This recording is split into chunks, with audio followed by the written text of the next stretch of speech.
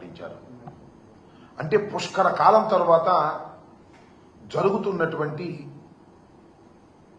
జయకేతనం లేదా ఆవిర్భావ సభ.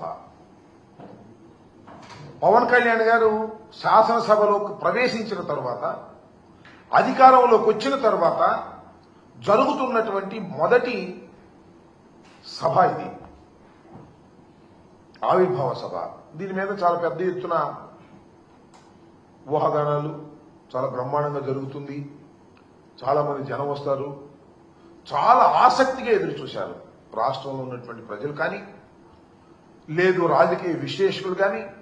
ఈ జయకేతంలో ఏ సంకేతాన్ని రాష్ట్ర ప్రజలకి, జనసేన పార్టీ కార్యకర్తలకి, నాయకులకి చంద్రబాబు నాయుడు గారు లేదో పవన్ కళ్యాణ్ గారు ఇస్తారు అని చాలా ఆసక్తిగా ఎదురు చూశారు. నిన్న సభ జరిగింది, జనం సహజంగానే బాగానే వచ్చారు. చివరిదాకా ఉండలేదు, మధ్యలో వెళ్ళిపోయారు. కానీ పవన్ కళ్యాణ్ గారు 8:45 ఎప్పటికో ప్రారంభించి 10 దాకా తన సుదీర్ఘమైనటువంటి ఉపన్యాసాన్ని ఇచ్చారు.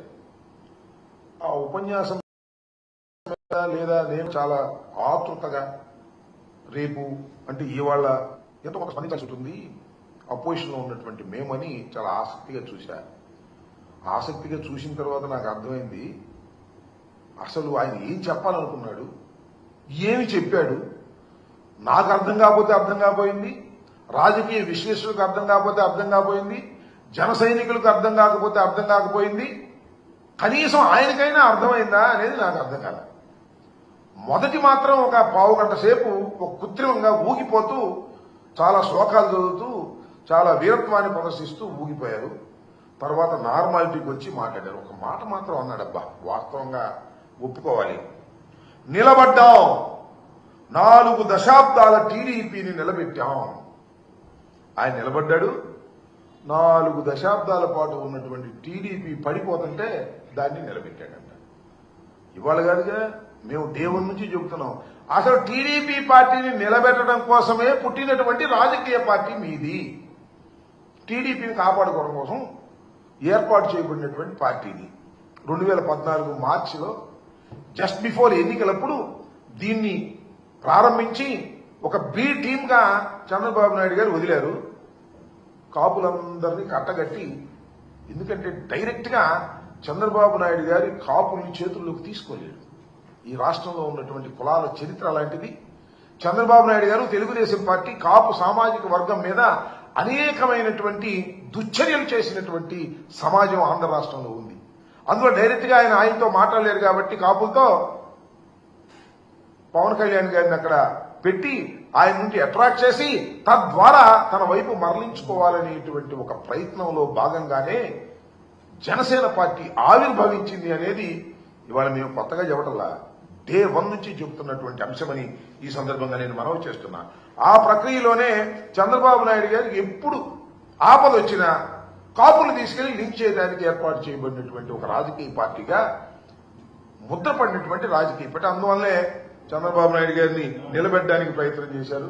చంద్రబాబు నాయుడు గారే మొత్తం జనసేనకి, తెలుగుదేశం పార్టీకి మేనేజ్ చేసేది ఎవరయ్యా అంటే నారా చంద్రబాబు నాయుడు గారు, ముఖ్యమంత్రి గారు దీన్నంతా కూడా టోటల్ గా మెయింటైన్ చేసేటటువంటి పరిస్థితిలో ఇవాళ ఉన్నారు. దీనిలో ఒక మాట అన్నారు పవన్ కళ్యాణ్ గారు, 100% స్ట్రైక్ రేట్. ఏంటి 100% స్ట్రైక్ రేట్? నాకు అర్థం కాలేదు. మీరు ఒక్కళ్ళే వచ్చారు 100% స్ట్రైక్ రేట్ కి.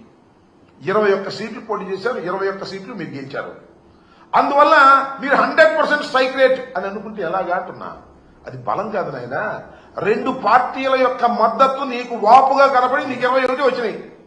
అది రాష్ట్ర ప్రజల దురదృష్టం వల్ల వచ్చిందని నేను మనవి చేస్తున్నా. 21 సీట్లు గెలుచుకొని ఇది నాకు స్ట్రైక్ రేట్, అద్భుతం, అమోఘం అనేటువంటి మాట మాట్లాడుతున్నారు. శభాష్ అయ్యా. నేను మాట చెప్తాను, ఏమండి పవన్ కళ్యాణ్ గారు, కొన్నిదల పవన్ కళ్యాణ్ గారు, మీ డయాస్ మీద 21 మంది శాసనసభ్యులు ఉన్నారు, 2 పార్లమెంట్ సభ్యులు ఉన్నారు. అసలు మీ వాళ్ళు ఎవరు చెప్పండి నాకు. మీ పార్టీలో వచ్చిన వాడు ఎవరు? చంద్రబాబు నాయుడు గారి దగ్గర టికెట్ లేకపోతే పంపిస్తే వాళ్ళకి టికెట్ ఇచ్చావు. మేము రిజెక్ట్ చేసిన బ్యాచ్ కొంతమంది టికెట్ ఇచ్చావు. నీ సొంత మనుషులు, నీ పార్టీ మనుషులు ఎవరున్నారు? ఎవరు లేరు. గాలి కొట్టుకొచ్చిన వాళ్ళని కొంతమందిని పెట్టుకున్నావు. నీ అదృష్టం బాగుంది, గాలి కొట్టింది.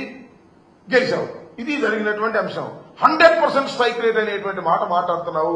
అసలు నీకున్నటువంటి 22 శాసనసభ్యుల్లోనూ 21 శాసనసభ్యుల్లోనూ 2 పార్లమెంటు సభ్యుల్లోనూ 100% నీ వాళ్ళు కాదయ్యా, చంద్రబాబు నాయుడు గారి మనుషులు లేదా మేము రిజెక్ట్ చేసినటువంటి మనుషులు అనే విషయాన్ని దయచేసి గుర్తు పెట్టుకోమని ఈ సందర్భంగా నేను చెప్తున్నా. సరే, నీకు 100% స్ట్రైక్ రేట్ తో నువ్వు గెలిచావు. నువ్వు ఇచ్చిన హామీలేంటి? చంద్రబాబు నాయుడు గారు కూటమి ప్రభుత్వం కలిసి ఇచ్చినటువంటి హామీలు ఏమయ్యాయి అని అడుగుతా ఉన్నా. సూపర్ 6 ఏమైంది? సూపర్ 7 ఏమైంది? 143 హామీలు ఇచ్చి ప్రజల్లోకి వెళ్లారు. అక్కడ కాదు 100% స్ట్రైక్ రేటు నీకు ప్రజలు ఇచ్చారనుకుంటున్నావే, ఇక్కడ చేయమంటున్నా. 100% గా నువ్వు ఈ హామీలను నెరవేర్చేటటువంటి దాఖలాలు ఎక్కడ కనబడటం లేదే.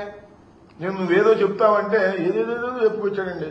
ఆయనకి ఉపవాసం ఉందంట, ఆయన ఆరోగ్యం జడగొట్టుకున్నాడంట రాజకీయాల్లోకి వచ్చి ఏం ఆరోగ్యం జడగొట్టుకున్నా నాకు అర్థం కాల.